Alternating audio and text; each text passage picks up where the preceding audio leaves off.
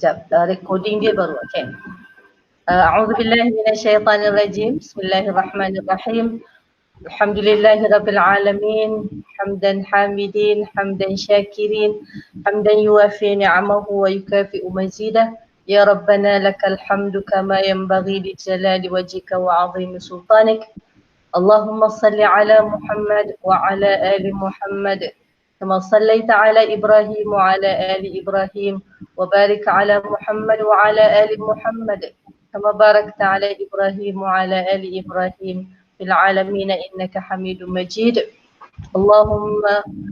اللهم انفعنا بما علمتنا وزدنا علما وارزقنا فهما. رب اشرح لي صدري ويسر لي أمري واحلل عقدة من لساني يفقه قولي. اللهم لا سهل إلا ما جعلته سهلا وأنت تجعل الصعب والحزن إذا شئت سهلا.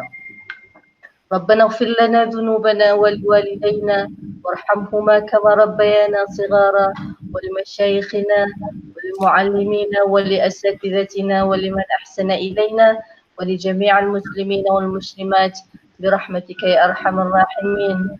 وصلى الله على حبيبنا المصطفى محمد ابن عبد الله وعلى آله وأصحابه أجمعين والحمد لله رب العالمين وبعد. Okay. Alhamdulillah, sudah sekali lagi mengalu-alukan kedatangan semua. Semoga Ramadan kita yang ke-14 ini, Ramadan yang penuh ertilah, setiap hari membawa satu mesej yang berlainan, ya. Maksudnya hari-hari berlalu itu tidak akan kembali lagi, Jadi kita harapkan agar Allah memberikan kekuatan kepada kita untuk buat yang terbaik, pada hari-hari yang mendatang, insya-Allah. Dan tidak menggolongkan kita dalam golongan orang-orang yang rugilah apabila Allah takdirkan kita berada dalam bulan Ramadan tetapi kita tidak menggunakan peluang itu dengan baik, maka kita akan termasuk dalam orang-orang yang sangat-sangat rugi. Sebab kita belum pasti lagi sama ada kita akan dipilih oleh Allah untuk berada di Ramadan yang akan datang, tetapi biasalah kita sebagai seorang hamba sentiasa mengharap, Jadi dalam doa-doa kita memohon agar Allah memilih kita untuk Ramadan-Ramadan yang akan datang, sehinggalah suatu ketetapan yang diketahui oleh Allah sahaja. Jadi Alhamdulillah, dengan izin Allah pada Ramadan kali ini kita berada dalam suasana PKP. Kita ditakdirkan Allah untuk bertemu di online, walaupun kita tidak pernah terfikir untuk bersama-sama dalam situasi yang sebegini. Okay, jadi Alhamdulillah hari ini sebagaimana yang terpampang dekat skrin kita akan sambung lagi sedikit untuk tadarus. Hari ini kita akan bermula dengan ayat 35, kita akan sambung 36, 37, 38 insya-Allah. Saya akan baca macam biasa dan boleh semua ikut, kemudian saya akan bagi peluang untuk siapa yang nak baca secara individu. Kita akan mulakan dengan membaca Al-Fatihah beramai-ramai daripada ayat 1 hingga ayat terakhir insya-Allah. Okay. A'udzu billahi minasyaitonir rajim. Bismillahirrahmanirrahim. Alhamdulillahi rabbil alamin. Ar-Rahmanir Rahim. Maliki yaumiddin. إياك نعبد وإياك نستعين اهدنا الصراط المستقيم صراط الذين أنعمت عليهم غير المغضوب عليهم ولا الضالين آمين. Okey, Alhamdulillah kita akan mula bacaan dengan ayat 36. Nanti bila saya bagi peluang kita akan mula dengan 35. Okay. A'udzu billahi minasyaitonir rajim. Fi buyutin adinallahu an turfa'a wa yudhkara fiha ismuhu.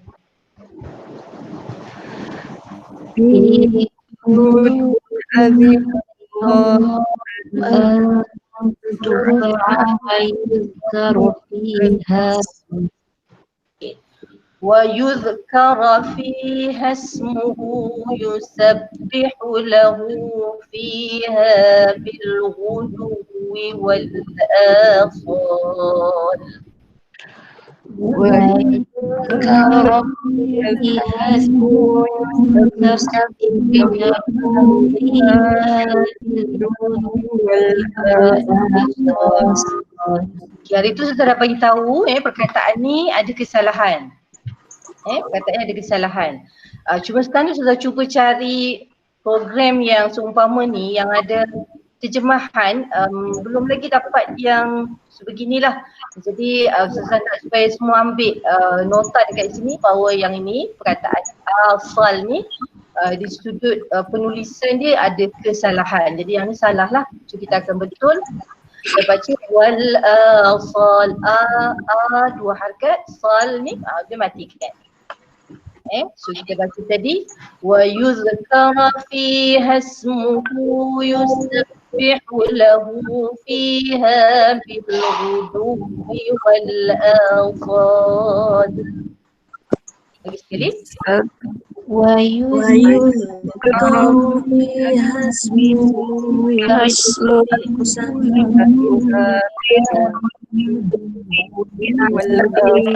والآصال. رجال لا تلهيهم تجارة ولا بيع عن ذكر الله. رجال لا تلهيهم ولا بيع عن ذكر الله وإقام الصلاة وإيتاء الزكاة يخافون يوما وإقام الصلاة وإيتاء الزكاة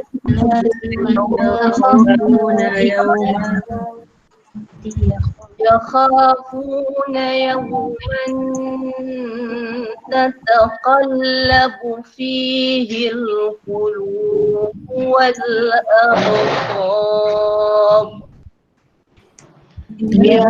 يخافون يوما تتقلب فيه القلوب والأبصار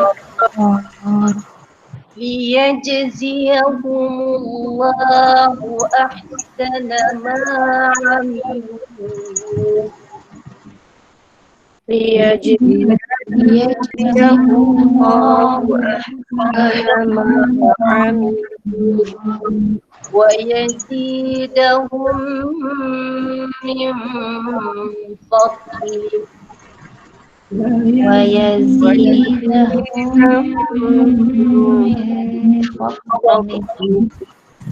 والله يرزق من يشاء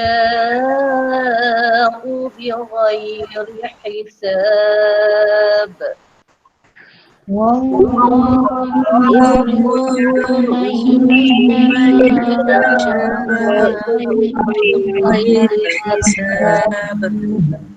Kita akan ambil kat situ dulu sampai 38.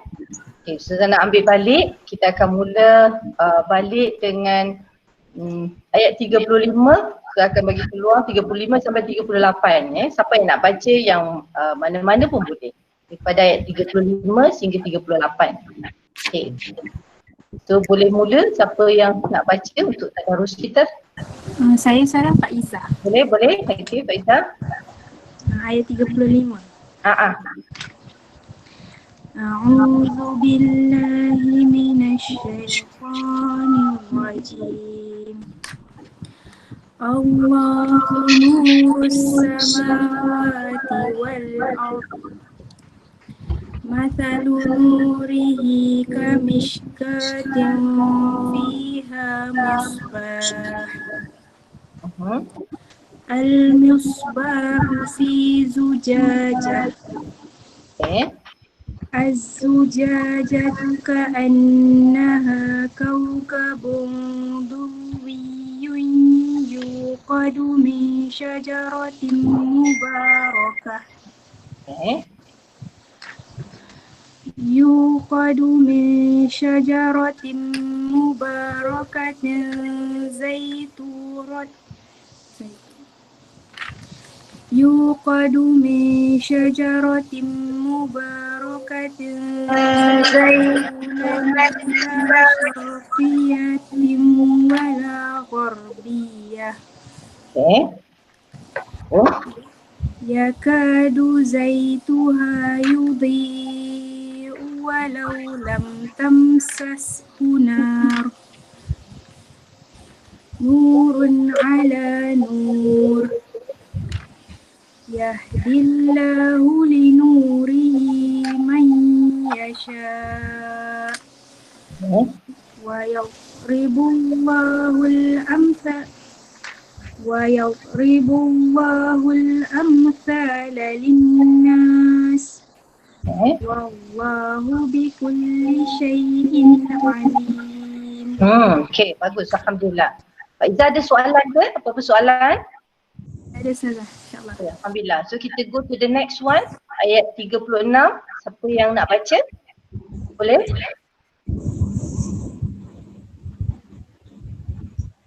Saya Ustazah. Siapa tu? Azlin. Kak Azlin nak baca? Okay, boleh? Azlin? A'udzubillah. A'udzu billahi minasyaitonir rajim. Okay. Fi buyutin Allahu an turfa. Azlin baiki sikit mikrofon. Baiki sikit mikrofon Azlin. A'udzu billahi minasyaitonir rajim. Fi buyutin adzinallahu an turfa wa yudhkara fiha. Ambil semula. Wa yuzkara fi hasmuhu. ويذكر فيها اسمه يسبح له فيها بالغدو والآصال. Yusabbihu lahu. Ambil semula dekat yusabbihu lahu. يسبح له فيها بالغدو والآصال. والآصال. Okay, cuma ada sikit dekat wa yuzkara fi zal ni. Dia tak payah wa yuz, tak payah keluarkan pantulan. Dia tahan aja wa yuzkara fi hasmuhu yusabbihu lah. ويذكر فيها اسمه يسبح له. Okey. U ni panjang, 2 harakat. Walaupun dia kalau Pak Izzah pakai mashaf sendiri ke? Pak Izzah pakai mashaf sendiri ke tengok yang Ustazah? Azlin, Saza Azlin. Sorry. Azlin pakai mashaf sendiri ke tengok yang Ustazah? Pak saya pakai mashaf sendiri. Pakai mashaf sendiri lepas hu ni kan ada waw kecil kan? Ada. Jadi dia maksud dia 2 harakat. Cuma yang dalam Ustazah punya app ni dia tak ada. Jadi yang tu dia Ustazah tak buat advice lah kalau nak baca dekat mashaf pun boleh. Sebab kat sini kita tak boleh pasti nak panjang ke pendek kan. Sebab dia tak ada tanda panjang. So sama juga dengan hu lahu ni lahu ni. Dia macam tak nampak waw kecil dia. Sebenarnya dia kena letak waw kecil dekat sini pun ada waw kecil. Okey. Cuba lagi sekali panjangkan hu tu, kemudian lahu pun panjang 2 harakat. Wa yuzkara fiha dia tak payah wa yuz, tak payah wa yuzkara. Wa yuzkara fiha ismuhu yusabbihu lahu fiha. Yusabbihu lahu fiha bilghudwi wal asal. Okay, Alhamdulillah. Okay, so kita go to the next one. 37. Siapa yang nak baca? Baik, cuba Ustazah. Boleh. Tafadhali. Boleh. A'udzu billahi minasy syaithanir rajim. Rijalun la tulhihim tijaratun wala bai'un an dzikrillah wa iqamis sholati wa ita'iz zakati yakhafun. Sound dia tak berapa bagus dia. Sound dia tak berapa bagus. Mungkin ada apa? Betulkan sikit. Kak Sanisa. Memang banyak dulu actually. Mana? Memang banyak. Saya Kak Sanisa sekarang mute ya. Kak jangan unmute ya. Okay, sorry.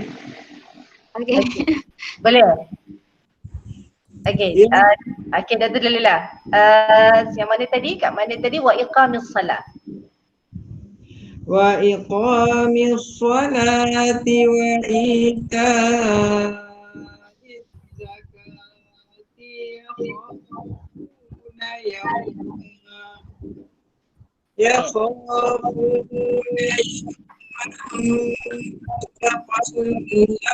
fihi wal Sound hari ni memang tak berapa bagus sangat ni. Dia tenggelam timbul. Tapi rasa mungkin line dia ke macam mana ya? tak tahulah buat apa dah lain. Okay, tak apa. Dah dengar dah betul. Cuma sound tu, sound effect dia tu mengganggu lah. InsyaAllah tak ada salah lah. Tak ada kesalahan. Masih. Okay, sama. Ada soalan ke? Sudut bacaan? Tak. Senang je yang ni kan? Okay, so kita go to ayat terakhir 38. Siapa nak baca? Saya Ustazah. Boleh, siapa tu? Saya Mustainah. Okay, yallah. Tafadhali. A'udzu billahi minasyaitonir rajim. Liyajziyahumullahu ahsana ma 'amilu wa yazidahum min fadlih. Wallahu yarzuqu man yasha'u bighairi hisab. Okay. Ada satu perkara yang sudah belum sebut tentang ra' tebal ya. Ra' yang tebal ni dekat sini. Ra' yang mati ni sebelumnya baris fathah. So kita akan baca. Wallahu yarzuqu man yasha'u bighairi hisab. Yarzuqu. Tak bunyi pun yarzuqu. Dia macam juga wal absar. Uncungkan sikit uncungkan sikit mulut. Yarzuqu man yasha. Okey. Ustazah. Hai sama. Su apa khabar Su? Baru dapat Su ni. Ya Ustazah. Apa khabar? Baik Ustazah. Macam mana nak tahu kata roh tu tebal tak tebal Ustazah? Okey, kejap ya saya tunjuk. Saya bagi yang basic dulu. Okey, yang tebal kalau ra' ni mati ataupun dia berbaris yang ni mati. Saya tunjuk yang ada kat depan kita ni. Kalau sebelumnya baris fathah ataupun dhammah, fathah baris atas, dhammah baris depan kan? Sebelumnya baris fathah ataupun dhammah dia tebal. Dia nipis hanya ketika baris bawah. Macam ni, mayyasha'u bighairi. Kalau kita sebut yang nipis tu, kita kena senyum sedikit. Nampak tak? Bighairi. Nampak Ustaz senyum tak? Dengar. Jadi nipis kita kena senyum sedikit. Bighairi. bukan bighairi tak bighairi hisab. Ra ru Ya. ri. So ri ni dia automatic kita punya Nipis. kedudukan nipis, kedudukan mulut kita akan sedikit senyum. Ra ri ra ru ri. Ra ru ri. Ri. Okey. Ri. Cuba. Ra Ro. ru Ru. ri. Ri. Ri. Ri tu kita akan senyum sedikit lah. Okey. Ya saya. Ya, maknanya saya reconfirm Ustazah, kalau ro dia apa tanda sebelum huruf tu apa Atas. atas maknanya tebal. Wallahu Ya wallahu ya betul tak sebentar. Wallahu yarzuqu man yasha. Okey. Okey. Macam ni di akhir ni, perkataan akhir ni kan. Ya. Yang ni pun tebal. Okey. Yakhafuna yawman tataqallabu fihi al-qulub wal absar. Okey. Terima kasih Ustazah. Yalah, terima kasih. Habis. Okey.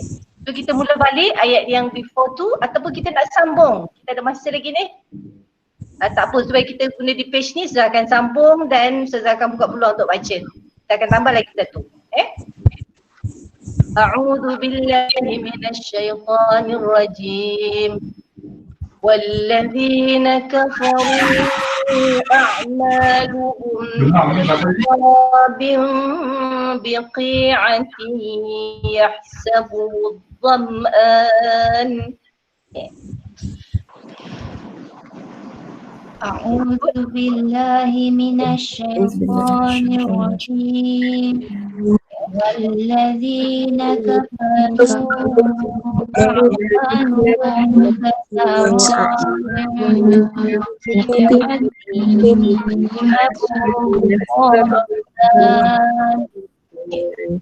كسراب بقيعة يحسبه الظمآن ماء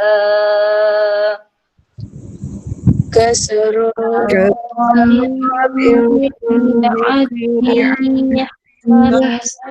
يحسب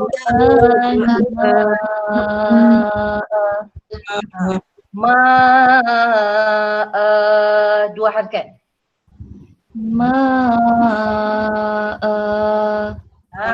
Kita sudah terangkan حتى إذا جاءه لم يجده شيئا إذا جاءه لم يجده شيئا ووجد الله عنده فوفاه حسابه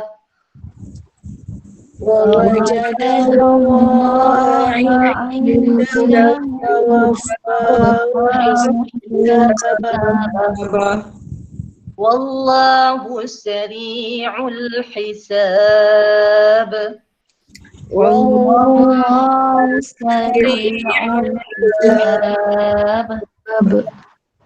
Boleh fokus dekat ma'a tak? Ma'a ni, ma'a kan? Okay, kalau kita sambung dia akan jadi ma'an hatta. Okay, sekarang ni Ustazah nak fokus kepada kita berhenti. So kalau kita berhenti, hamzah ni berbaris dua di atas, yang kita panggil fathatain, baris dua atas. Kemudian dia ada juga baris dua bawah, an, in, un. An, in, un kan? Kalau baris bawah in, kalau baris depan un. Kalau kat sini an. Okay, bila kita berhenti, kita kena tukarkan nun ni kepada tanda mat. So kita akan sebut Yahsabuhu dham'anu ma'a. Hanya baris atas sahaja. Baris depan dengan bawah tak payah. Baris depan dan bawah, katalah dekat sini in, kita akan mati sahaja. Yahsabu, ni tak boleh lah. Kita bagi contoh je. Kalau baris bawah, in. Kalau baris depan juga sama, kita akan matikan saja. Dia hanya satu saja yang kita kena tambah mat dekat sini, iaitu baris atas. Berapa harakat Ustazah? 2 harakat. Ustazah ni mak iwat dah. So kalau nanti kita dapati di mana-mana ni, kalau kita nak berhenti kat tengah ni, hamzah ni di baris dia, baris 2 atas, kita kena tambah mat tadilah supaya bunyi Okay, kalau dekat sini syai'a dia dah siap-siap letak huruf kan. Jadi lam yajidhu syai'a, lam yajidhu syai'a. Okay, kalau kita sambung, dia tak akan nampaklah, dia tak akan zahir alif ni. So, kita akan sambung lam yajidhu syai'an. Syai'an wa wajah. Tu kalau kita sambung. Kalau kita berhenti, syai'a. Okay. 2 harakat juga ke Ustazah? 2 harakat juga. Okay. Okay. So boleh siapa nak baca ayat 39 sahaja? Tak payah daripada atas lah. Ayat 39 sahaja. Ya. Yang in on tu di khas untuk hamzah je Ustazah. Khas untuk hamzah saja.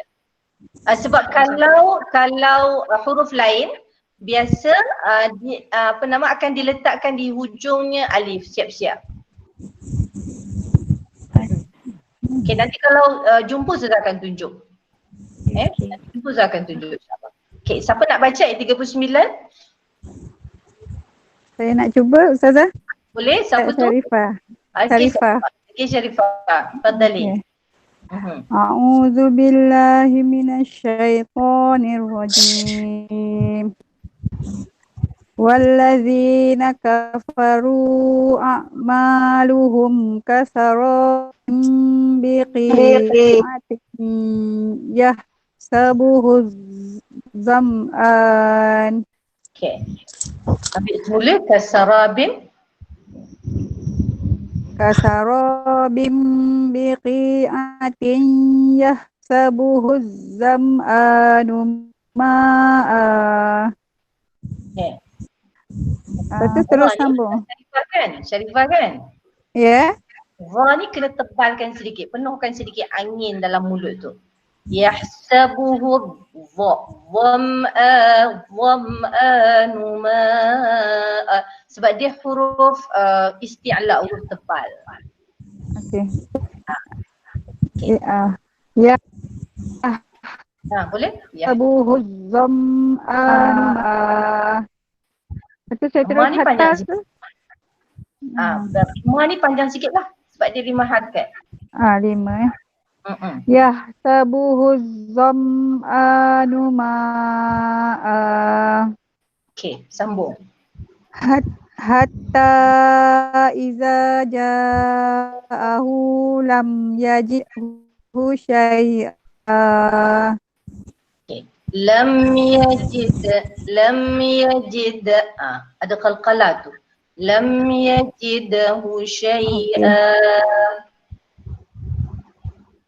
Saya ulang balik Ustazah.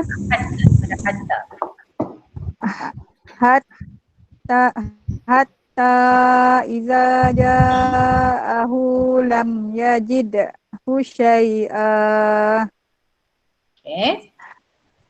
Wa wajadallahu indahu wajadallaha. Sharifah, wajadallaha. Wa wajadallaha indahu fawaffahu hisabah. Okay, ambil semula fawaffahu hisabahu wallahu sari'ul hisab. Okay. So nanti Sharifah ada ke masa Ustazah bagi link tentang sebutan huruf, Dr. Surul ada ke masa tu? Ada, saya dah praktis tapi macam Tak apa, it's okay. ha. As long as kita dah memang tune kan ke arah tu, maksudnya kita insyaAllah semakin baik lah kan. Allah tu pun tak rasa tiba-tiba je sehari nak terus elok kan. Jadi as long as Kalau kita tahu, saya sebut huruf tu saja macam boleh, macam ha kan. Ha. Tapi bila saya baca dia macam balik asal. hilang kan. Hilang Okey. dah. Itulah antara tujuannya tadarus supaya kita kata ada je kita kata benda yang kita tak perasan tu akan kita lebih alert lah insyaAllah di hari yang akan datang. InsyaAllah. Terima kasih Ustazah. Sama. Satu lagi yang biasa yang terjadi kadang-kadang Ustazah nak ambil contoh Faizah tak apa kan, jangan marah ya. Syarifah. Siapa? Syarifah. Syarifah. Ustazah nak ambil contoh Syarifah, jangan marah ya. Okey, macam tadi kita dengar Boleh. dengar Syarifah baca wa wajadallaha indahu fawaffahu. Kemudian Syarifah akan ambil balik hisabah. Yang tu memang tak boleh. Sebab kalau kita dah putus kita kena ambil balik. Sebab kalau kita ambil hisabah tak boleh. Hu ni belong to orang lain. Hisabah ni perkataan yang separated daripada hu. Dia akan jadi macam kita bercakap saya nak ma kemudian kita sambung kan nasi gitulah kan, dia jadi macam tak lengkap perkataan tu. So kalau Kita kena ulang balik lah. ulang balik. So, kalau kita tersangkut kalau kita tersangkut tak jadi masalah, kita ambil balik daripada yang sempurna tadi. Kita ambil semula wa wajadallaha indahu fawaffahu hisabah. Berhenti je kat sini tak apa. Kemudian sambung. Okey. So alhamdulillah, ada soalan lagi ke? Ataupun ada siapa lagi yang nak baca? Boleh? Kita ada sikit lagi masa.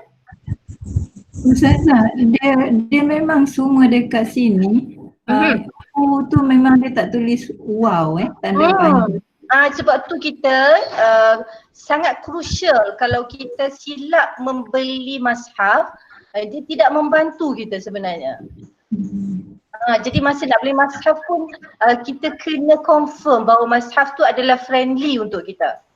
Dia kalau ustazah baca, ustazah tak apalah, ustazah tahu kan maksudnya kaedah-kaedah nak panjang kat mana walaupun tak ada tanda tak apa je.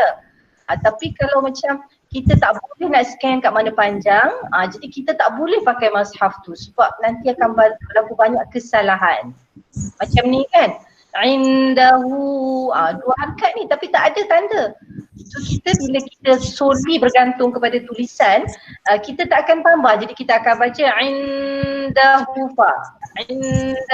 fawaffahu aku kat sini memang pendek lah bila kita dah sambung Okay. Jadi yang kat sini panjang. Fawaffahu hisabah. Ustazah, Ya? zom anu tu dua harakat ke? Dua harakat. Hari tu ada yang tanya kan macam mana nak beza alif hamzah yang dua harakat dengan satu harakat. Okey, kita tengok dekat sini hamzah ni diletakkan before alif. Jadi once dia letak before alif, maksudnya dia ada mad dekat situ, ada panjang dan panjang tu dua harakat. Okey. Terima kasih Ustazah. Okey. So kalau dia letak hamzah tu right atas alif, maka dia tidak panjang. Okay. So siapa nak baca last? Ayat berapa Ustazah? Ayat 39 je. 39. Cuba. 39 yang ni. Walladzina kafaru. Ustazah saya cuba. Boleh, siapa tu? Rafika. Okey, Rafika, tafadhali.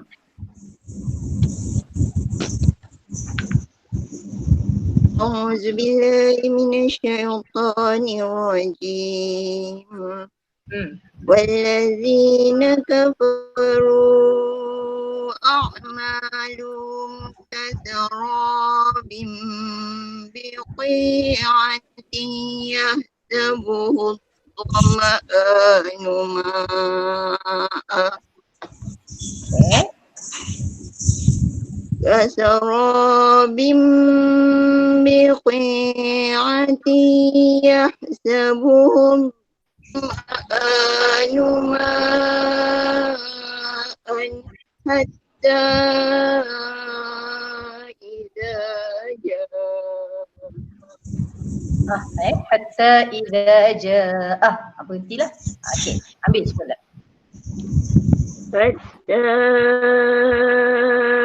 إذا جاءه لم يجده شيئا ووجد الله عنده فوفاه حسابه. Okey, Ustazah dengar tadi Syafiqah baris kat ha ni dengan dhammah kan? Betul ke? Yang mana Ustazah? Tadi kita baca wa wajadallahu indahu, dia bukan hu ha. Okey. Itu kesalahan besar tu Dia kesalahan besar. Sebab dia menukar maksud dia. Okey. Ambil semula dekat wa wajadallaha indahu fawaffahu hisaba. ووجد الله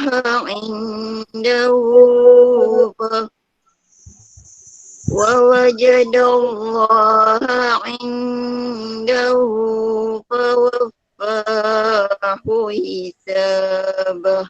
Okey. Sambung. Wallahu sari'ul hisab. Okay. Cuma nanti Syafiqah kena hati-hati sedikit apabila ha dengan ha ni bertemu, dia agak macam keliru kalau kita tak confirm kan. So yang ni hu, yang ni hi.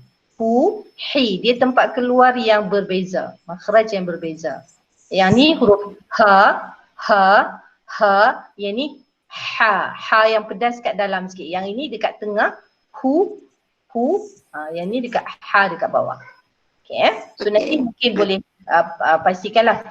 Okay, satu lagi remark yang Ustazah nak bagi sebelum kita pergi kepada tadabbur, huraian ringkas.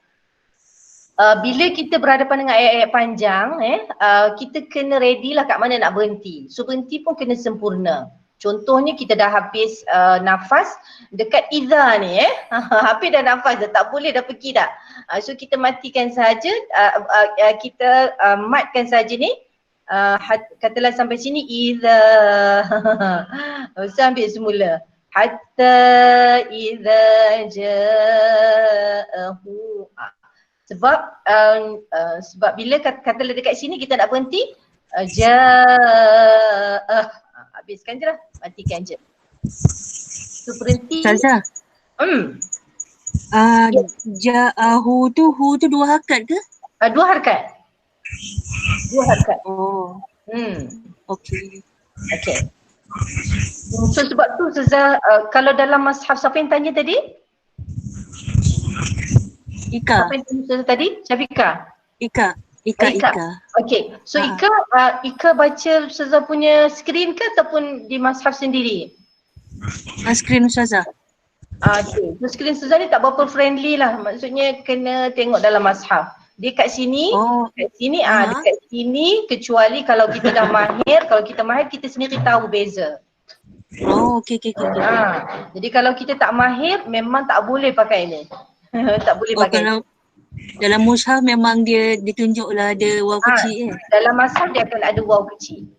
Okey. Terima kasih Ustazah. Apa kata gunakan Quran Majid? Dia lebih friendly Ustazah. Oh, Quran Majid. Dia ada terjemahan juga Kak Nelly? Ya. Dia ada juga terjemahan, sama? Ya ada. Dia lebih friendly, lagi banyak dia punya okey. So tak apa, nanti Ustazah tukarlah insyaAllah pada Quran Majid. Cuma dekat sini mungkin kita boleh belajar, maksudnya kita tak sebarangan mashaf lah yang kita boleh guna kan. Di sini ada kepayahan kalau tidak ada tanda-tanda begitu. Jadi nanti kalau kita nak baca kita kena pastikan Quran tu memang sesuai untuk kita lah. Supaya kita tak melakukan kesalahan bila baca. Okey. Sebenarnya cukup untuk kita punya tadarus. Saya akan pergi balik ke okey. Kita dah habis pun ulasan tentang ayat 31. Kita dah habis dah ulasan tentang ayat 31. Okey, cuma Ustazah nak beri sedikit macam mana Al-Quran ni sebenarnya dia lebih daripada hanya bacaan di bibir. Dia lebih daripada bacaan di bibir, kemudian pemahaman di akal, pemahaman di sudut akal kita kat sini. Bila kita baca kita akan tengok terjemahan. Jadi dia adalah combination antara bibir, iaitu antara anggota kita dengan akal kita. Okey. Dekat sini sebenarnya lebih daripada itu, Allah dalam ayat ini juga menyentuh emosi kita sebenarnya. Contoh menyentuh emosi ialah kat sini bila Allah sebut waqul, qul ni adalah satu direktif Allah kepada Rasulullah sallallahu alaihi wasallam. Okey. Jadi ini menunjukkan tanda bagaimana Allah memuliakan Rasulullah sallallahu alaihi wasallam.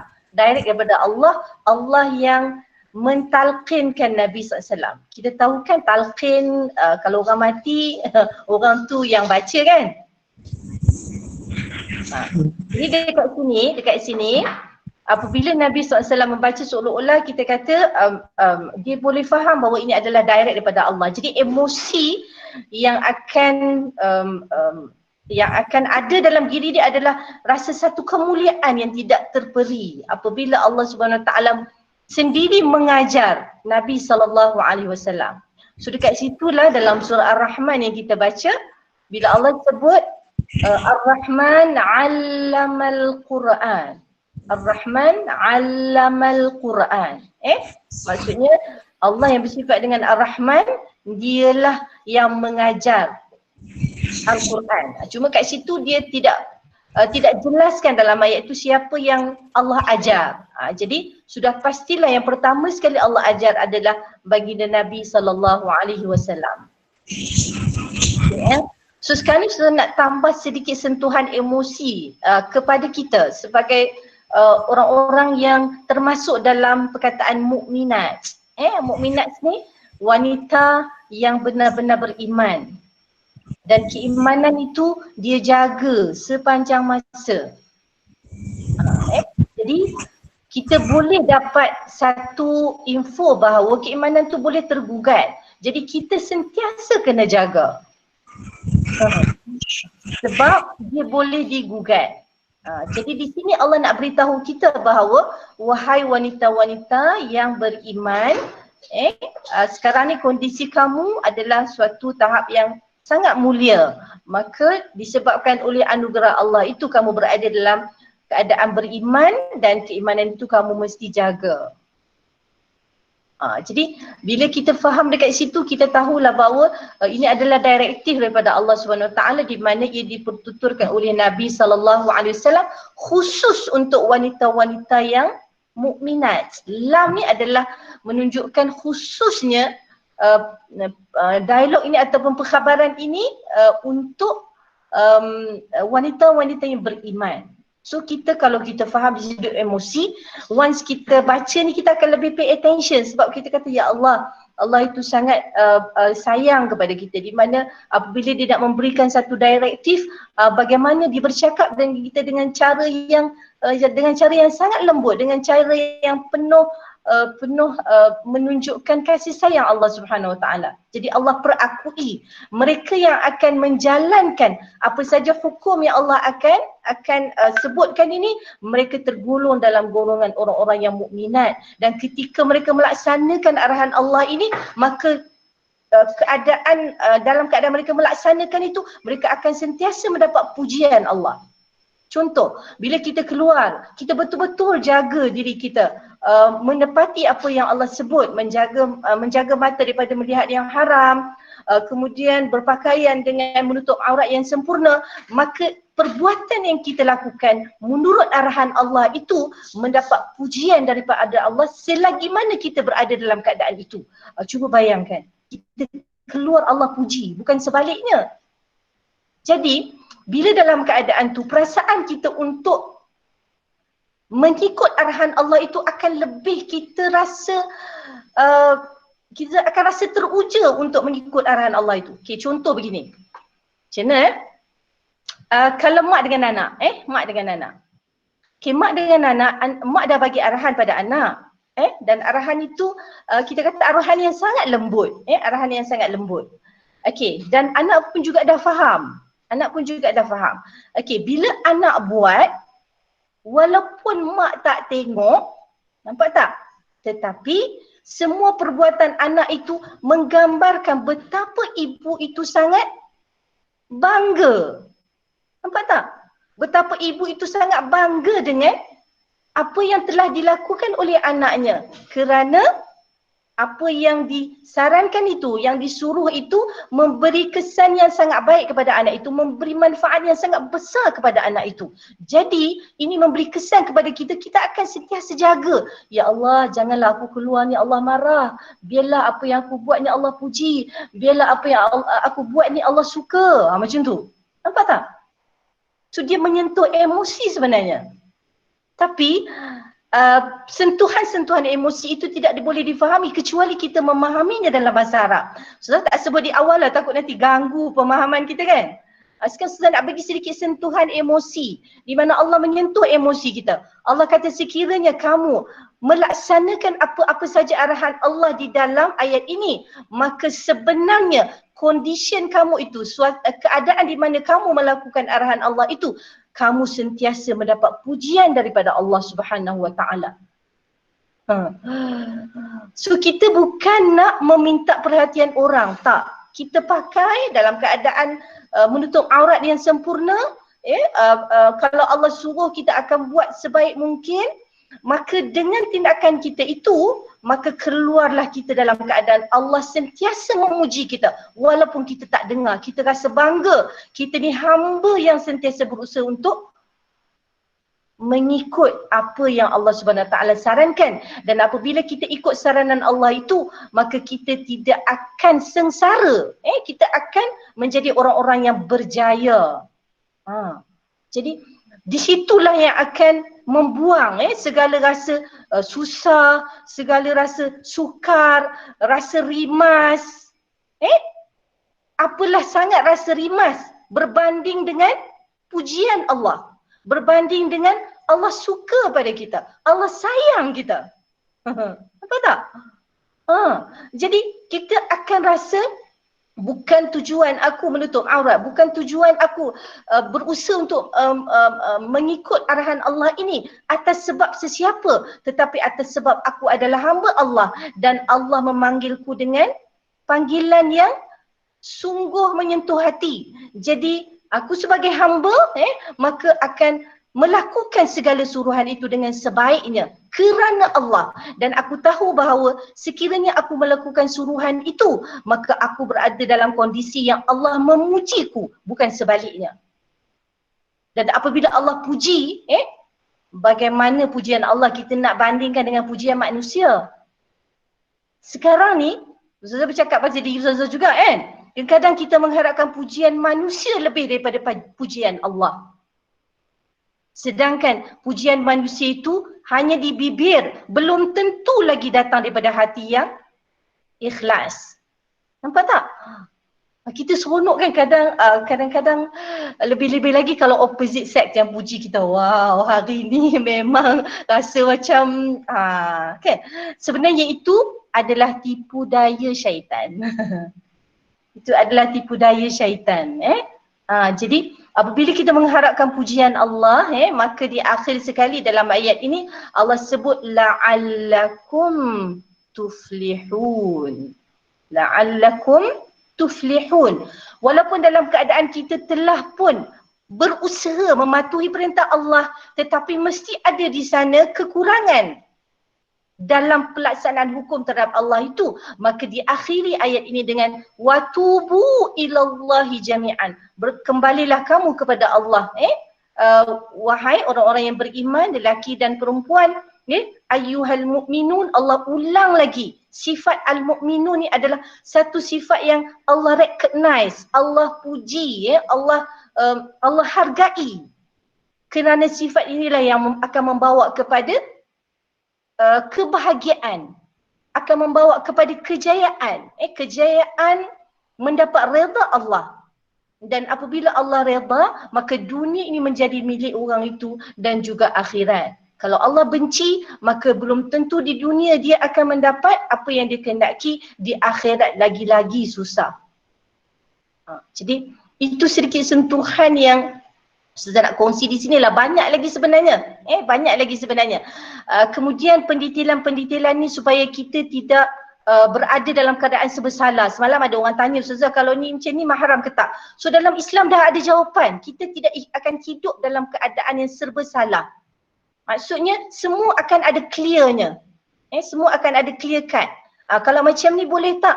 Boleh. Kalau macam ni boleh tak? Boleh. Tapi kalau dibuat begini lebih baik. Begitu. Sebab we are looking forward untuk jadi orang yang lebih baik, lebih baik, lebih baik. Bukan lebih teruk, lebih teruk, lebih teruk, lebih teruk. Bukan macam tu. Bukan macam tu. Jadi itulah suasana di sebalik susunan-susunan ayat ini. Bila Allah kata watubu ilallahi jami'an, maka kembalilah kamu kepada Allah semuanya. Kemudian Allah ulang balik, ayyuhal mu'minun, wahai orang-orang yang benar-benar beriman kepada Allah.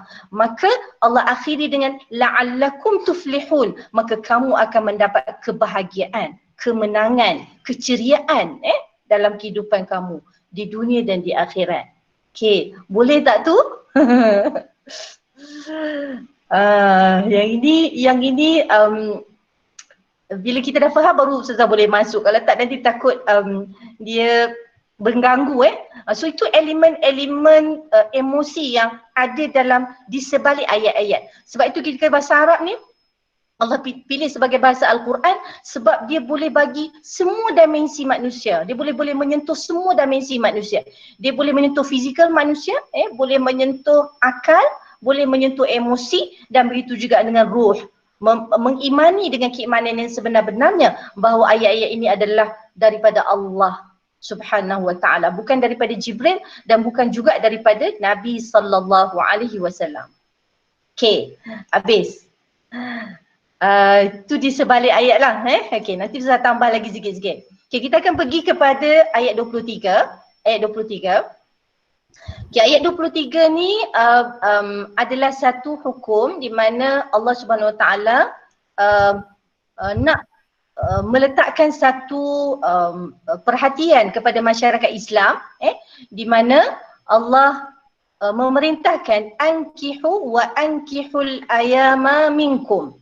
Maksudnya ayama ni kalau kita tengok kepada kamus, ayama ni adalah man la zawjalahu. Maksudnya sesiapa yang tidak ada pasangan. Siapa yang tak ada pasangan dalam masyarakat, maka ada gesaan daripada Allah agar mereka itu dikahwinkan. Jadi dalam perkataan kihu ni bukan hanya ia memberi direktif kepada kedua ibu bapa, tetapi ia juga memberi direktif kepada masyarakat.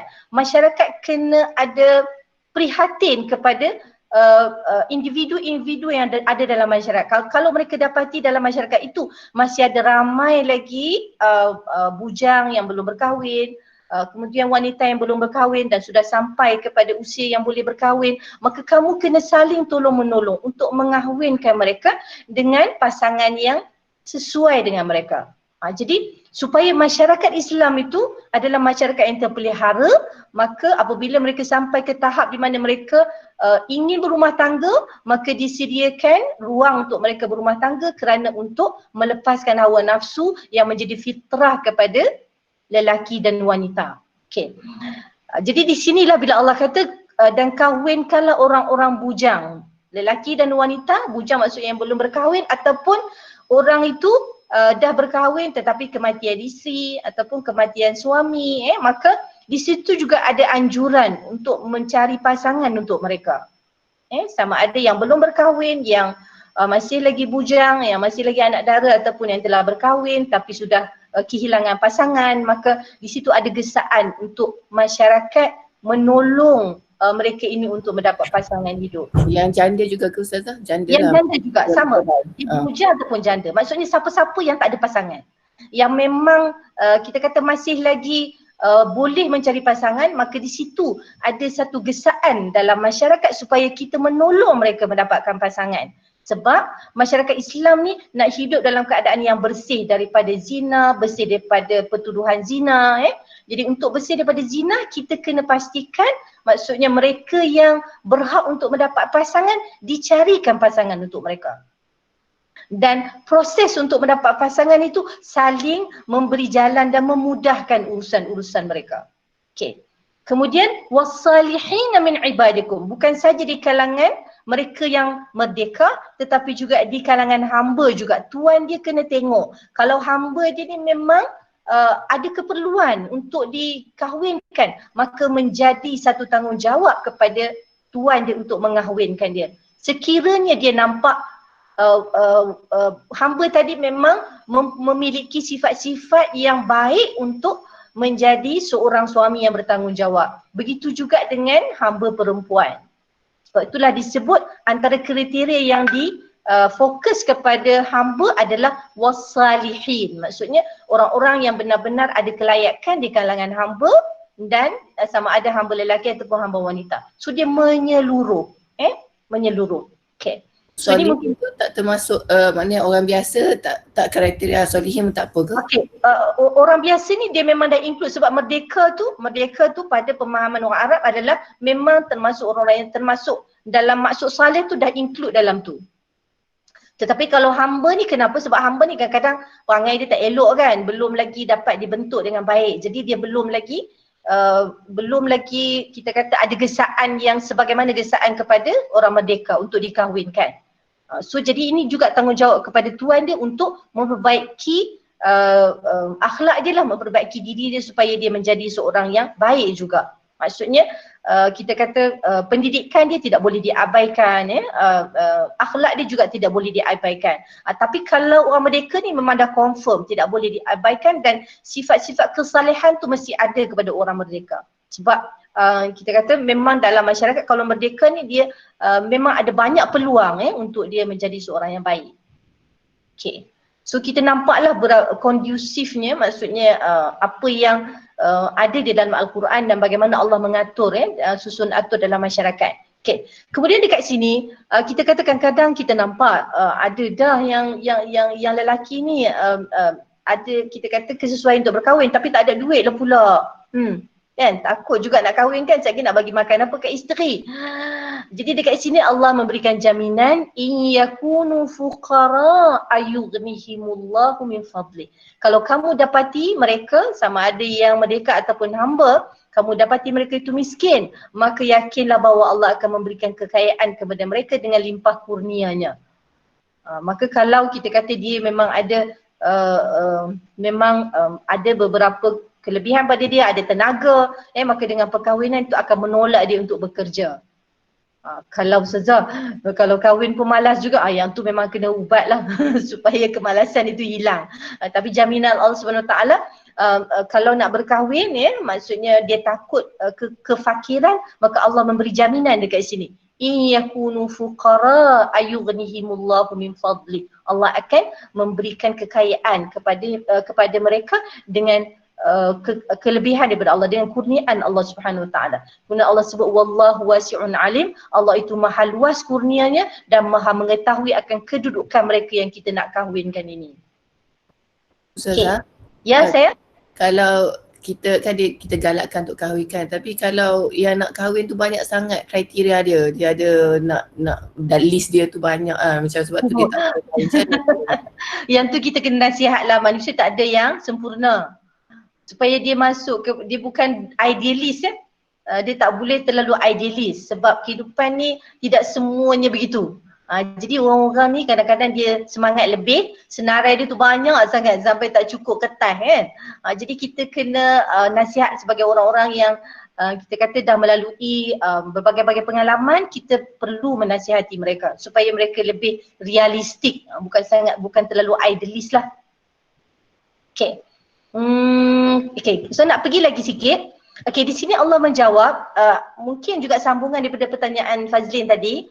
Ustazah, kalau dia memang tak boleh, maksudnya tak ada kemampuan kan? Tak ada kemampuan langsung. Okay, kalau mereka tidak ada kemampuan, maka mereka kena menjaga maruah diri, kena menjaga kesucian diri mereka. Di sini wal yasta'fifil ladina la yajiduna nikahan. Kalau mereka tidak ada perkara-perkara, contohnya macam mahar pun tak ada, kita kata nak sara diri sendiri pun tak lepas lagi, tapi ada dah perasaan berbuat-buat nak kahwin, maka di sini Allah kata kena berusaha menahan diri. Antara yang Nabi sarankan adalah berpuasa. Berpuasa. Okay, kalau puasa pun tak jadi Ustazah, yang tu kena jumpa dengan mak ayah lah, bagi tahu kata saya ni dah tak boleh dah, mak tolonglah. Okay. Okay, kemudian di sini disebut Allah kata hatta yughniyahumullahu min fadli, sehinggalah Allah SWT memberikan kurniaan kepadanya. Okay, cuma kita kata kita tak adalah tunggu kurniaan tu kan, kita kena berusaha jugalah mencari ruang-ruang untuk membolehkan seseorang itu menjalani kehidupan dan menamatkan zaman bujang dia. Okay. Ustazah, saya boleh tanya soalan? Boleh? Okay, kalau on the opposite side, maknanya macam contoh sebagai parents, ada anak-anak yang dah mampu, sama ada lelaki ataupun macam perempuan, tetapi bila kita contoh nak jodohkan dia macam sebelum terbuka hati ataupun asyik mengelak je. Ramai juga kawan-kawan macam gitu nak cari jodoh anak kan. Kalau macam ni macam mana cara kita nak yang tangani? itu mungkin kita kena berbincang lah, sebagai ibu bapa kita kena bincang maksudnya mak dah nampak macam dah boleh kahwin ni, tapi kenapa tak nak kahwin lagi, dia kata belum ready lah mak. Okay, cuba define sikit tak ready tu apa maksud dia. Kadang-kadang mereka membayangkan kena ada rumah dulu, kena ada itu dulu, kena ada ini dulu, dia kena ada komplit dulu. Jadi kita kembalikan mengingatkan kepada mereka tentang bagaimana Nabi SAW suka umat dia ramai.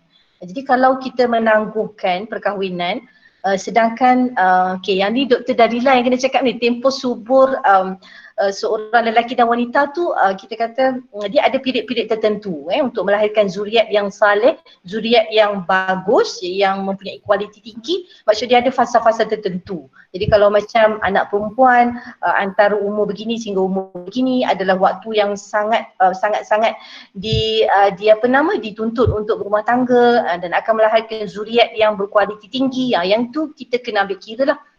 Dan kita mengatakan bahawa bila kita melaksanakan perkahwinan itu adalah satu sunnah Nabi SAW sebagai satu cara untuk melengkapkan ketakwaan kita kepada Allah SWT. Itu juga kena bagi sedikit tip-tips lah. Ustazah, Ya saya. ada soalan. Kalau setengah orang tu dia just cakap berserah pada jodoh, dia ataupun sebenarnya kena usaha cari juga. Kena usaha. Sebab itulah dalam bab jodoh ni dia tidak membebankan hanya individu nak kahwin tu je. Nampak tak Farah? Ya. Dia tidak membebankan individu yang nak kahwin tu saja yang menjadi jodoh. Contohnya Farah ada kawan kawan. Farah rasa kawan Farah ni yang perempuan ni memang dah kita kata selayak untuk kahwin. Okay. So Farah propose, katalah begitu. Jadi itu usaha-usaha yang termasuk dalam perkataan kihu ni. Dan kahwinkanlah. Maksudnya kita masyarakat juga mempunyai rasa tanggungjawab sosial dalam memberi cadangan, dalam memberikan cadangan kepada lelaki ataupun teruna ataupun dara ni untuk mereka kahwin. Dan kita kata kita propose ni, Kak Farah nampak kawan ni bagus lah, Ina kata yang perempuan tu nama dia Ina. Kak Farah suka sangat dia. Cuba Ina consider. Okay. Kemudian Farah pergi pula kat lelaki tadi. Kata apa tak kahwin ni, Kak Farah ada calon. Gitulah. So dia begitu. Semua tu memang dianjurkan. Dia adalah tanggungjawab sosial.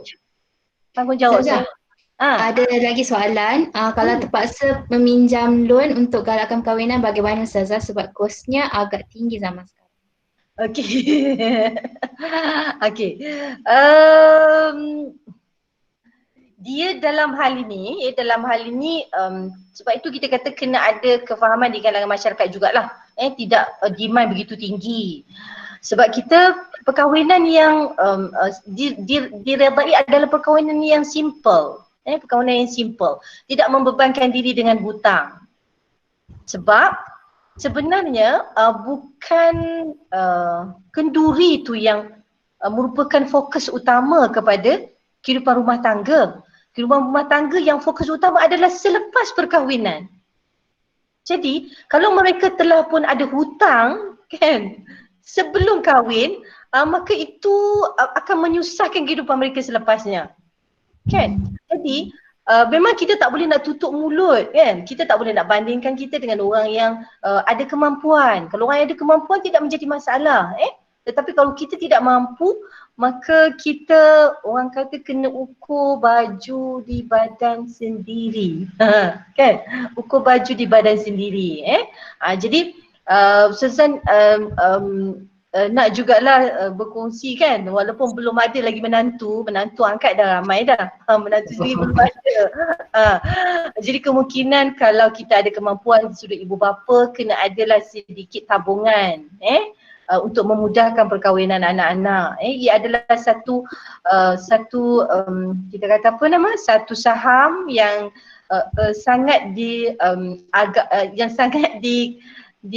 disarankan. Kita ada satu tabungan tu menolong untuk kita mengahwinkan anak-anak lah apabila kita nampak mereka dah sampai ke saat untuk dikahwinkan. Tujuannya kenapa? Ya Farah? Ada lagi satu soalan menarik. Ustazah, kalau students nak kahwin, kita nak kasih ke tak? Student nak kahwin? Student tu mungkin tanya pendapat kita lah kot. Nak cakap sana. Okey, kalau Ustazah tak ada masalah kalau dia nak kahwin. Cuma dia perlu fahamlah tanggungjawab. Kena faham dan hadam akan tanggungjawab. Dia bukan hanyalah melepaskan syahwat semata-mata, tetapi perkahwinan itu datang bersama-samanya tanggungjawab. Tanggungjawab untuk dia memastikan diri dia sebagai contoh boleh mengemudi bahtera keluarga, rumah tangga, bukan hanya kita kata nak berseronok-seronok semata-mata sebab tanggungjawab itu sudah pasti ada ujian. Bagi Ustazah, kalau yang datang kata Ustazah, saya nak kahwin, Alhamdulillah, siapa calon dia? Tak tanya, Ustazah tak tanya lagi ada duit ke tak? Tak. Ustazah akan tanya dulu, Alhamdulillah, kita tahniah, boleh Ustazah tahu siapa calonnya? Dia pun cerita lah. Lepas dia kata Ustazah tapi tak cukup duit, kan? So kalau tak cukup duit, buat yang macam cukup je lah, cakap yang cukup, janganlah membandingkan nak buat grand-grand kan. Jadi kesederhanaan itu adalah suatu yang dianjurkan. Sederhana tu bukan bermaksud kita kata nak buat hala balai, tak kan, sekadar yang kita mampu. Sekadar yang kita mampu.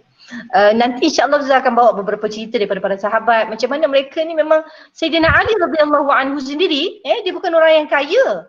Nabi nak kahwinkan Sayyidina Ali dengan anaknya Fatimah. Cari-cari apa nak jadi mahar ni sampai Nabi sendiri yang fikir, oh kamu ada ni, bawa benda tu kat aku. Sampai begitu sekali. Kemudian Nabi sendiri yang menyediakan keperluan kepada tempat tinggal kepada mereka berdua. Jadi di situ bagaimana kita nampak kesederhanaan itu. Maksudnya ibu bapa juga bersedia dalam berhadapan dengan situasi-situasi sebegitulah. Memberi banyak bimbingan, memberi banyak backup kepada mereka lah untuk kita kata menjalani alam rumah tangga. Okay. Kat sini ada banyak ni, Ustazah cuma pick-pick je yang memang relevan. Semua relevan sebenarnya. Okay. So, ada soalan dari Musta'inah ke? Macam mana? Boleh ke nak tanya? Boleh. Tak, saya nak sentuh pasal yang pujian daripada Allah tadi, ayat tadi kan. Cumanya kita kan perlu improve diri hari ke hari. Jadi saya nak tanya, dalam surah Al-Ahzab ayat 59, Allah bersabda, Allah berfirman dalam mereka mengulurkan jilbabnya ke seluruh tubuh mereka. So saya nak tanya, jilbab tu sebenarnya konsep ni macam mana? Okey, kejap. Kita pergi ke ayat tu. Ayat berapa tadi? Al-Ahzab ayat 59. Okey. 59. Okey. So kat sini tentang bagaimana Allah SWT memanggil Nabi SAW lah. Okey. So di sini ada satu perkara yang Ustazah nak sebut. Allah SWT tidak pernah memanggil Nabi dengan namanya. Berbanding Ya saya. Tak nampak sangat translation. Oh tak nampak saya, okey. Okey. Yes. Okay, kat sini ayat ini Allah sebut dalam firman Allah SWT dalam surah Ahzab, Allah sebut a'udzubillahi minasyaitanirrajim, ya ayyuhan nabi, wahai nabi, qul li azwajika, katakanlah kepada isteri-isteri kamu, katakanlah kepada isteri-isteri kamu, wa banatika, dan anak perempuan kamu, wa nisa'il mu'minin, dan wanita yang benar-benar beriman kepada Allah, yudnina alaihinna min jalabibihin. Okay. Yudni ni melabuhkan, alaihinna ke atas mereka, ke atas badan mereka, ke atas aurat mereka, min jalabib. Okay, jalabib ni ada beberapa ta'rif, beberapa makna. Okay. Antaranya ialah, maksud dia adalah pakaian yang luas yang dipakai atas pakaian. Pakaian luas yang dipakai atas pakaian. Okay. So bila kita kata begitu, kenapa perlunya ada pakaian atas pakaian?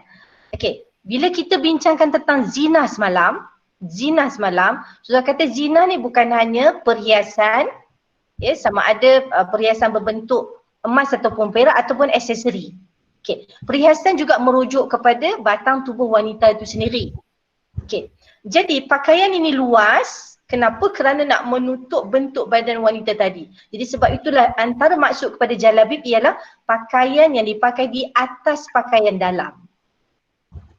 Okay. Jadi di sini kalau kita tengok dalam bagaimana Allah menjaga kehormatan wanita, supaya dia tidak dipermainkan oleh orang-orang yang fasik, maka dia keluar tu maksudnya dalam keadaan dia betul-betul jaga sehingga tidak ada ruang bagi mereka untuk mengambil peluang, Okay. Tasmisnya jubah kan Ustazah? Tasmisnya jubah. Dia punya point adalah untuk menutup bentuk badan. Okey, dekat sini supaya lebih jelas, Ustazah akan bagikan perhiasan tu kepada dua bahagian. Dengan dia punya istilah yang jelas. Okey. Zinah ni dia ada zinah yang merupakan man-made. Betul kan? Kalau Ustazah tanya cincin man-made kan God's made. Maksudnya Allah, ciptaan Allah. Man-made. Man-made. Okay.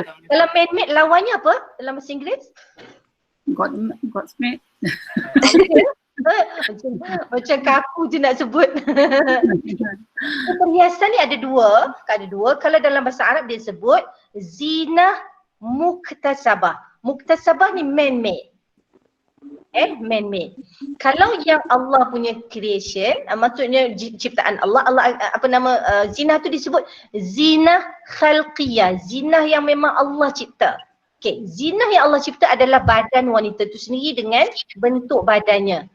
Contohnya buah dada dengan bentuk yang begitu, kemudian bahagian punggungnya dengan bentuk yang begitu, kemudian kakinya, tangannya, ada kehalusan di sudut penciptaan Allah itu. Jadi bila Allah kata wala yubdina zinatahunna, jangan kamu menampakkan, maksudnya hendaklah wanita itu tidak menampakkan kecuali yang zahir. Yang zahir itu adalah muka dan tangan. So muka dan tangan itu adalah yang Allah cipta. Dalam bahasa Arab kita panggil zina khalqiyah, zina yang berupa Allah cipta. Okay. Kemudian di tangan dan muka tu kita akan letak man-made juga. Contohnya bedak, gincu, eyeshadow tu semua man-made. Kemudian di tangan juga kita akan letak cincin, inai tu semua man-made. Jadi man-made tu digabungkan dengan badan wanita tadi yang merupakan ciptaan Allah SWT yang kita panggil zina khalqiyah. Jadi di sini tujuan nak dilabuhkan jilbab ni adalah untuk menutup perhiasan yang merupakan bentuk badan wanita tadi. Jadi apa-apa sahaja yang menyentuh, sebab kat sini dia tak ada satu standard pakaian. Dia mengikut kepada uruf. Macam kita kalau di Malaysia, biasa kita akan pakai baju kurung, maka baju kurung tu juga masuk dalam kategori jalabi. Dengan syarat baju kurung itu kita kata tidak mengambil bentuk badan. Contoh kalau Ustazah bagilah, Ustazah minta maaf kalau perkara yang tak sesuai, tapi itu yang berlaku dalam masyarakat. Contohnya kita pakai baju kebaya. baju kebaya. Jadi kalau baju kebaya, biasanya kita akan buat muat-muat je dengan badan dan di tengah tu kita pakai kerongsang sehingga dapat menampakkan bentuk badan. Jadi itu tak termasuk dalam jalabi. Ustazah, kalau macam seluar tu, even seluar yang macam palazzo ke, dia kembang kan, yang tu dikira jalabihin juga ke? Okey, Ustazah nak tunjukkan pemakaian seluar di kalangan para sahabat. Para sahabat Nabi SAW di zaman baginda memang pakai seluar. Dia panggil izar. Izar tu kain sarung. Dia panggil sirwal.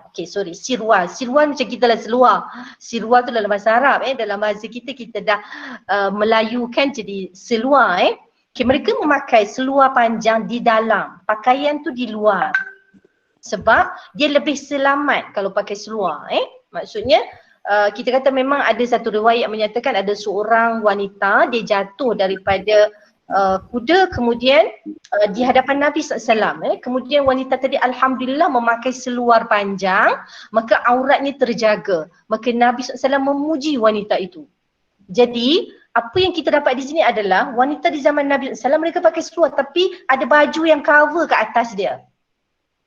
Ada baju yang cover di atas dia. Jadi itu lebih kita kata lebih selamat. Kemudian lebih selamat bagi wanita tadi di sudut dia memang sure dah tubuh dia punya bentuk badan tu tidak akan nampak. Jadi kalau Ustazah nak tunjukkan dengan tradisi kita di Malaysia, biasanya kita akan pakai baju luar tu contoh katalah t-shirt. T-shirt pun kena hati-hati juga. Bukan t-shirt yang membalut sampai nampak kadang-kadang nampak kadang-kadang lurah panties dan sebagainya.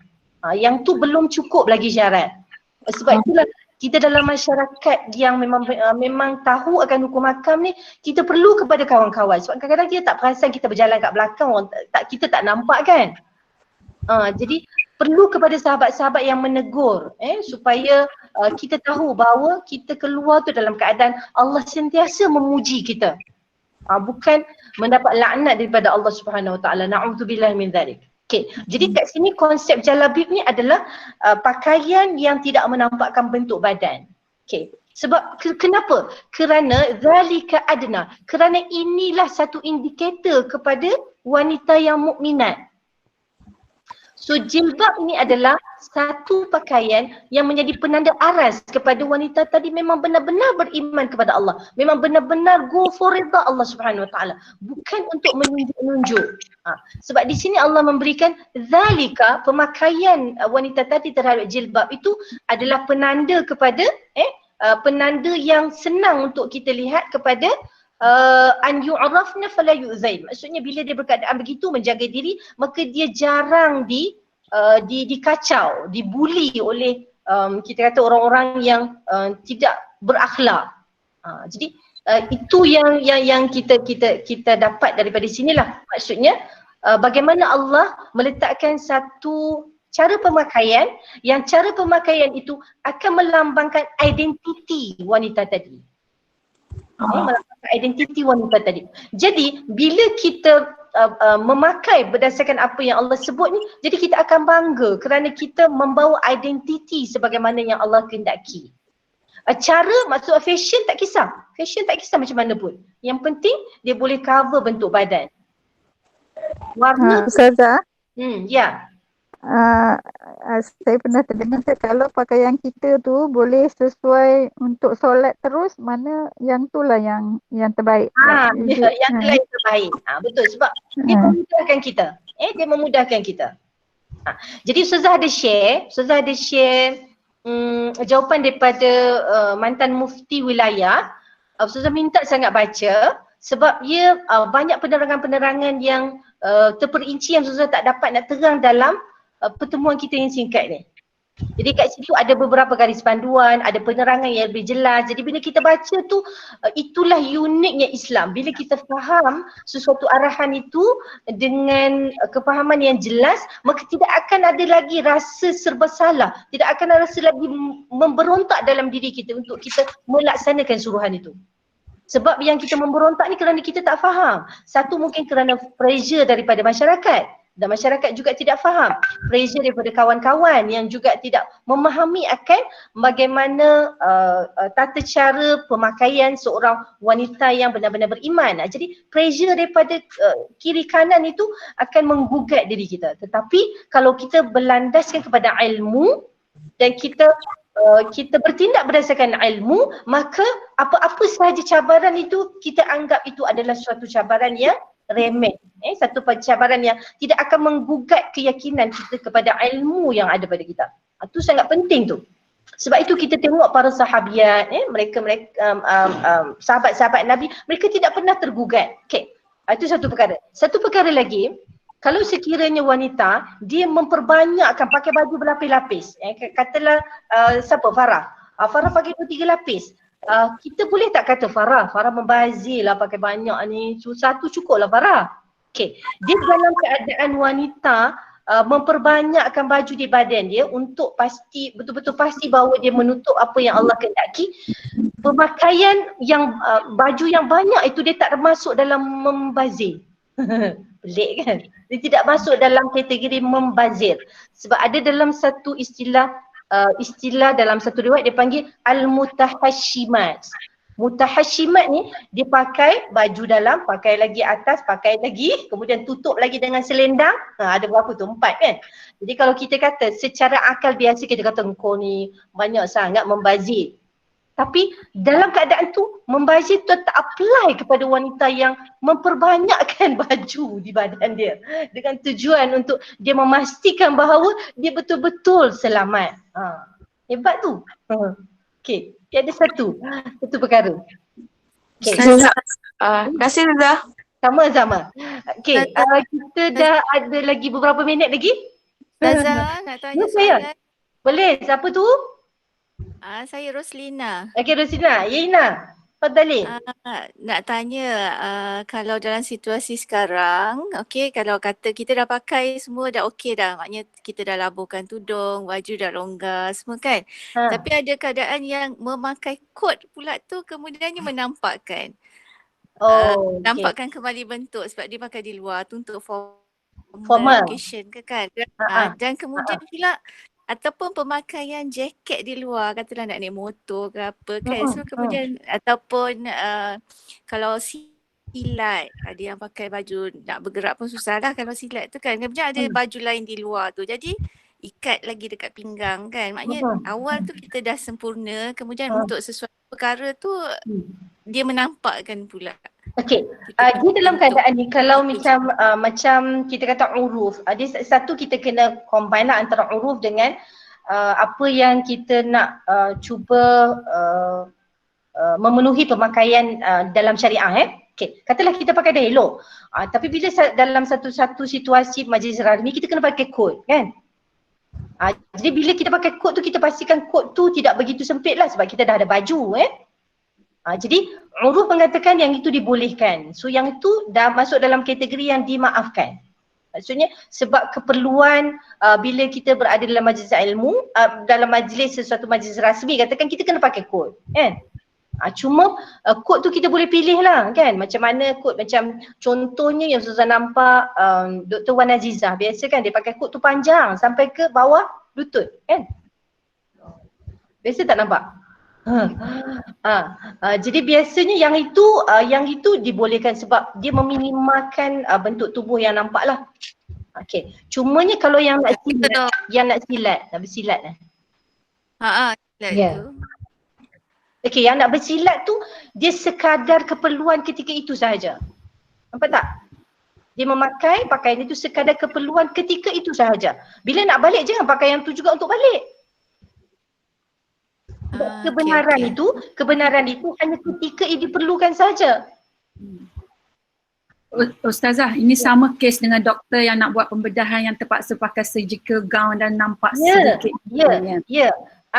Sebab dia dekat situ, kita dalam Islam dia ada kaedah sekiranya keperluan, maksudnya dia ada masyakkah maksudnya masyakkah ni ada kesusahan dalam dia melaksanakan satu tugas yang memang diwajibkan kepada dia, maka di situ ada kelonggaran. Tetapi kelonggaran itu mestilah dalam tempoh yang diperlukan saja. Taklah dia pakai yang tu keluar sampai balik rumah pun pakai yang tu juga.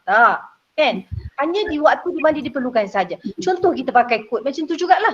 Maksudnya bila kita masuk dalam dewan diperlukan kita pakai kod. So kita pakailah. Pakai ketika mana ia diperlukan saja. Maksudnya kalaulah kata bila kita keluar kita rasa tak yakin, kita rasa macam kurang selesa, maka kita buang. Kita pakai sekadar yang diperlukan saja dalam tempoh yang diperlukan saja. Boleh nak? Boleh Ustazah, tapi kadang-kadang kita ada macam pertembungan ada antara anak-anak murid yang, sebab kami di engineering, bila masuk workshop kita perlu ada pakaian khas untuk masuk workshop. Tapi kadang-kadang dia disebabkan untuk menjaga aurat dia tak mengikuti peraturan tersebut, tapi kita bimbang bahaya sebab dia deal dengan mesin dan semua tu. Jadi maknanya dalam konteks ni because of masyaqqah tu dibenarkan untuk dia memakai jaket engineering supaya dia dapat handle mesin dengan baik ya Ustazah. Itulah Ustazah kata, bila ada keperluan itu hanyalah dihadkan kepada waktu tu saja. Nampak tak? Jadi kita boleh menjelaskan kepada mereka bahawa ada kelonggaran dalam Islam. Islam tidak begitu rigid dalam kita kata sekiranya ada keperluan. Macamlah katalah Ustazah nak naik kuda kan? Nak naik kuda. Nak belajar kuda, perlu ada satu suit yang memang kita kata memang dah ada SOP dia untuk menjaga keselamatan. Jadi takkanlah pakai baju tu juga balik. So sekadar untuk belajar lah, berlatih dan sebagainya. Jadi di situ dibenarkan. Contohnya macam student engineering tu lah. Maksudnya mungkin juga selepas ni kita kena pihak engineering mungkin kena fikirkan macam mana pakaian yang memang syariah compliant supaya tidak ada rasa bersalah di kalangan para student dan sebagainya. Okey. Itu sebab kita katakan syariah ni dia sentiasa berkembang mengikut zaman dan mengikut keperluan. Dia ada benda yang rigid dan ada benda yang longgar, tapi bukan terlalu longgar dan tidak juga terlalu rigid. Jadi kita perlu kepada pakar-pakar lah dalam menentukan sebab kita kata kita nak confirm yang ni boleh ke tak. Okay, kalau boleh setakat mana boleh, kalau tak boleh macam mana yang dibolehkan, yang nak menjadikan ia boleh. Dia tidak ada stop dekat situ, tak ada full stop. Kalau tak boleh lah, tak ada. Dia kalau tak boleh macam mana yang boleh. Macam tu. Okay. One last question ya Ustazah. Sebab ada anak perempuan ni dia kena particular sikit. Dia nak differentiate between jubah, maxi, gaun labuh sebab dia macam jubah tapi sebab ada shape dia tak pakai dandran.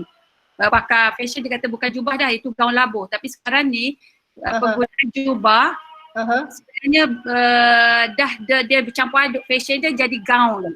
Jadi dia mengikut bentuk badan dengan kain yang nipis. Kadang-kadang walaupun nampak macam jubah tapi bila kita berjalan di belakang tu nampak bentuk keluar. Dia begini. Bila kita ambil Al-Quran tu literally, maksudnya hanya di atas saja, jalabib. Kita terjemahkan sebagai jubah. Dia sebenarnya boleh je terjemah sebagai apa pun. Yang pentingnya dia adalah satu baju yang besar, yang tidak mengambil bentuk badan.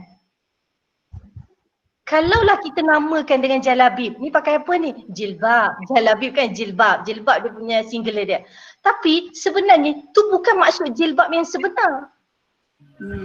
Dia hanya nama sahaja. Jadi walaupun Allah guna nama itu, tetapi nama itu supaya kita lebih senang faham. Di dalam masyarakat Arab kalau sebut jalabib tu memang baju yang luas yang tidak mengambil bentuk badan seorang wanita itu. Sebab kalau dia tak bagi satu words yang mereka faham, agak susah lah, dia orang tak boleh nak visualize kan. Jadi dekat sini bila kita melihat kepada bagaimana kedudukan ayat itu memberkatakan tentang apa, baru kita akan faham penggunaan perkataan di situ bukan nak suruh pakai yang macam tu saja, tak. Yang sama sifatnya begitu. Bagilah nama apa pun, tak apa. Bagilah nama apa pun. Tapi kalau nak bagi nama dia jilbab tapi dia tidak sesuai dengan sifat-sifat jilbab, dia tak nama jilbab jugalah. Kita hanya bagi nama saja. Boleh? Boleh Ustaz. Okay. Jadi saya ingat alhamdulillah, panas ni. Okay. Jadi insya-Allah pertemuan kita akan datang, kita akan sambung lagi, banyak lagi perkara yang kita nak memperkatakan ini. Cuma alhamdulillah dengan keterbatasan waktu yang ada pada kita ni, kita dapat cover sebanyak mungkin, dan Ustazah harap sangat, Ustazah nak pesan lagi sekali, link-link yang Ustazah bagi tu harap dapat baca ya. Jadi insya-Allah ada keberkatannya sepanjang kehidupan insya-Allah, bukan saja untuk diri kita tetapi untuk mereka yang bersama-sama dengan kita juga, supaya kita dapat memberi panduan dengan cara yang jelas ya. Okey, jadi kita sudahi dengan doa. Bismillahirrahmanirrahim. Alhamdulillahirabbil alamin. Wassalatu wassalamu ala asyrafil mursalin wa ala alihi wa ashabihi ajma'in. Allahumma inna nas'aluka 'ilman nafi'a wa nas'aluka qalban khashi'a wa nas'aluka yaqinan wa nas'aluka 'ilman nafi'a wa nas'aluka al-'afiyata min kulli baliyah wa nas'aluka tamamal ghina 'anil nas.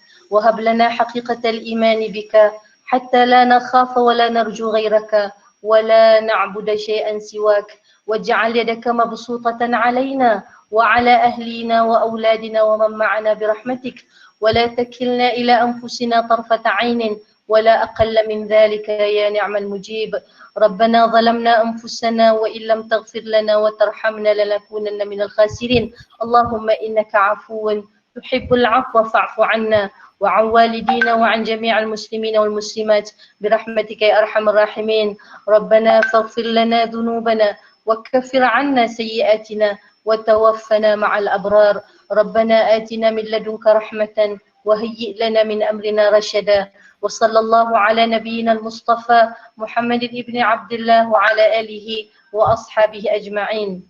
ربنا تقبل منا إنك أنت السميع العليم وتب علينا يا مولانا إنك أنت التواب الرحيم. دعواهم فيها سبحانك اللهم وتحيتهم فيها سلام وآخر دعوانا أن الحمد لله رب العالمين والسلام عليكم ورحمة الله. Kita sudah identitas berkafarah dan surah wal-asri. Subhanaka Allahumma wa bihamdika ashhadu an la ilaha illa anta astaghfiruka wa atubu ilaik.